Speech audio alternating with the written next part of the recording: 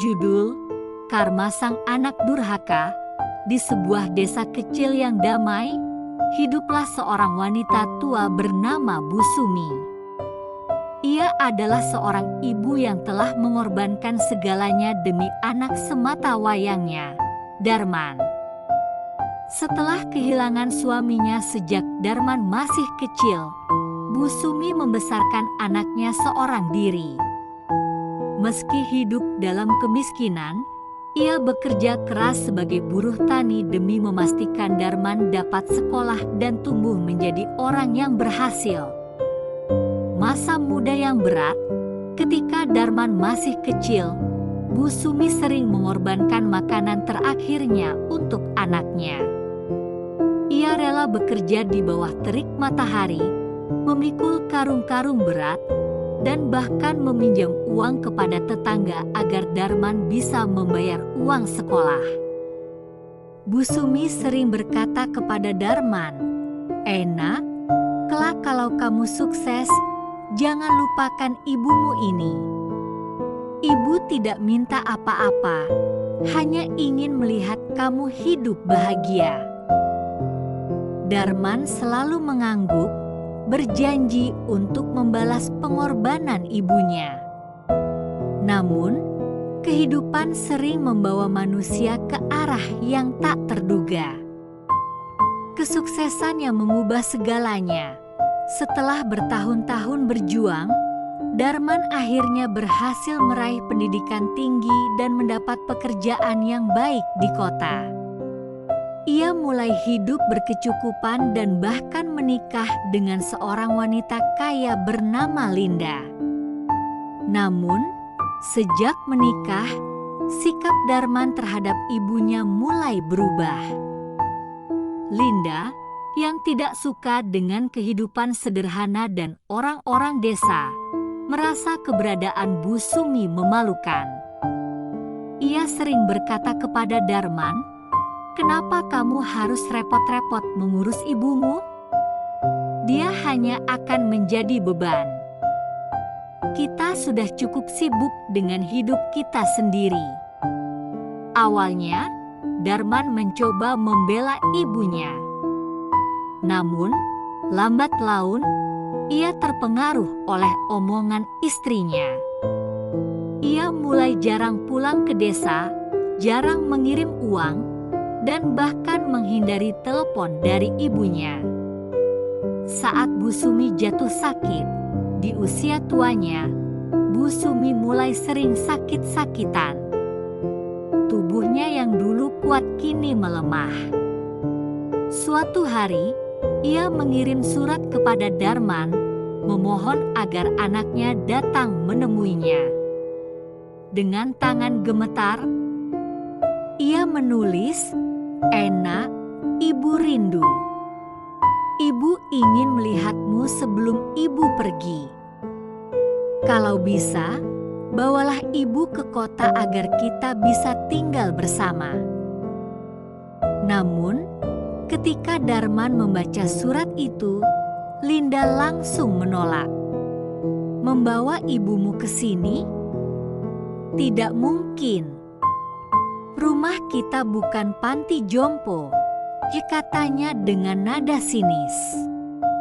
Setelah berdebat panjang, Darman akhirnya setuju untuk membawa ibunya ke kota, tapi bukan untuk tinggal bersamanya.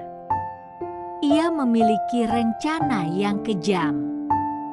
Buang ibu di pinggir jalan, Darman menjemput Bu Sumi dari desa dengan mobil mewahnya. Bu Sumi yang lemah dan sakit merasa bahagia karena akhirnya bisa bersama anaknya. Di perjalanan, ia memegang tangan Darman dan berkata, terima kasih. Nah, Ibu tahu kamu anak yang baik. Ibu bahagia meskipun hidup Ibu tidak lama lagi. Namun, kebahagiaan itu tidak berlangsung lama. Di tengah perjalanan, Darman berhenti di sebuah kawasan yang sepi. Dengan alasan ingin membeli makanan, ia meminta ibunya turun dari mobil. Setelah Bu Sumi turun, Darman segera menutup pintu mobil dan melaju pergi, meninggalkan ibunya sendirian. Bu Sumi yang bingung hanya bisa berdiri terpaku, mencoba memanggil-manggil nama anaknya. Namun, Darman tidak pernah kembali. Karma yang tak terelakkan, beberapa hari kemudian, Bu Sumi ditemukan oleh seorang pedagang keliling yang baik hati. Pedagang itu membawanya ke panti jompo terdekat, di mana ia dirawat dengan penuh kasih oleh para pengurus panti. Meski hatinya terluka, Bu Sumi tidak pernah mengutuk anaknya. Ia hanya berdoa, "Ya Allah, ampuni anakku. Dia mungkin lupa, tapi aku tidak pernah berhenti mencintainya." Sementara itu, kehidupan Darman mulai berantakan. Bisnis yang ia bangun tiba-tiba bangkrut. Rekan-rekannya berhenti mempercayainya, dan ia kehilangan pekerjaan. Linda, yang hanya peduli pada harta, meninggalkannya begitu saja. Dalam sekejap, Darman kehilangan segalanya. Pertemuan terakhir, setelah kehilangan semua yang dimilikinya, Darman merasa terpuruk.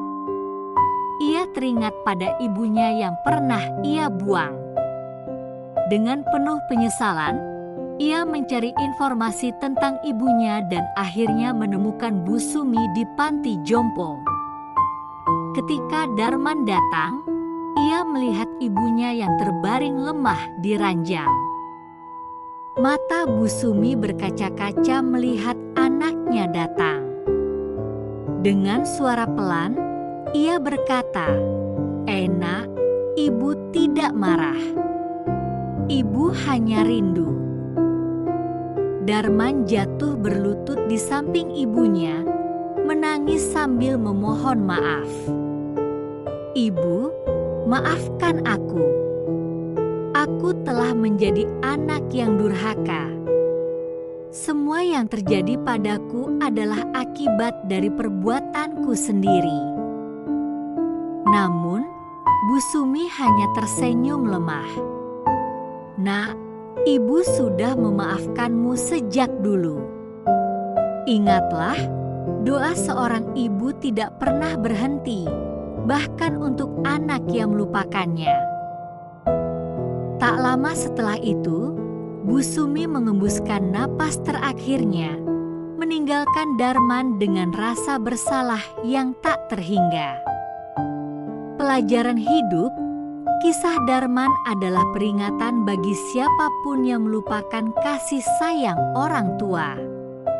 Sebesar apapun kesuksesan yang diraih, semua itu tidak ada artinya jika melupakan orang yang telah berkorban demi kita.